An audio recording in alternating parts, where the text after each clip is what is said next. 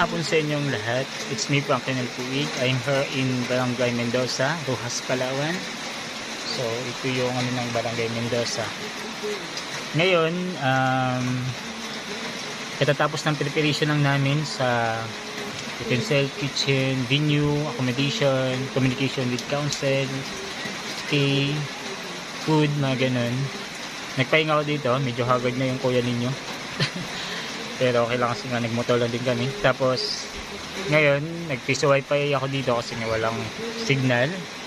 And then may yung iba yata dito may mga signal din na part. May mga kuryente na rin tsaka may water. Yung iba baka solar. And then ngayon tingnan natin yung mga ibang establishments ng ng Barangay Mendoza. Medyo magkalapit-lapit lang sila naman lahat. So ngayon tingnan natin dun sa pinakasimula. Dito yung nila elementary school. Doon yung yung may hagdanan na yan. Dito naman sa baba na yun, yun yung barangay hall.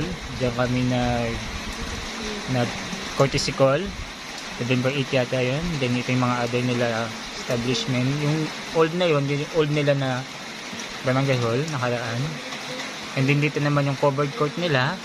Yung covered court nila dito nila dinadaos yung mga games, ganyan, program, activities, meeting, o ano ba.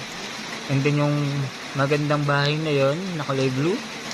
Diyan yung accommodation namin na nilibre kami dito sa Barangay Mendoza. Lubos kami nagpapasalamat sa Barangay Mendoza, sa mga mamayan, sa council, sa kapitana, sa mga kagawad.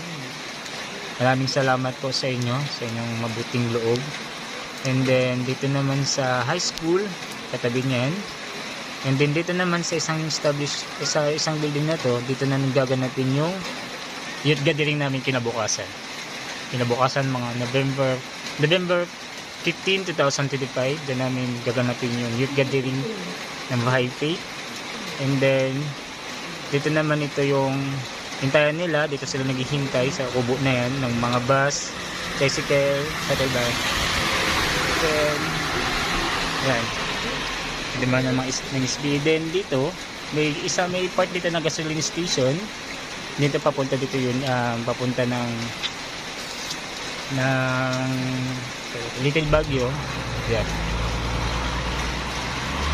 Yan yung buong ng Rojas ng Barangay Mendoza. So nakikita ninyo dito yung bakod na yan. Nasira yan dulot ng bagyong Tino. Yan yun siya. Magandang bako dyan dati.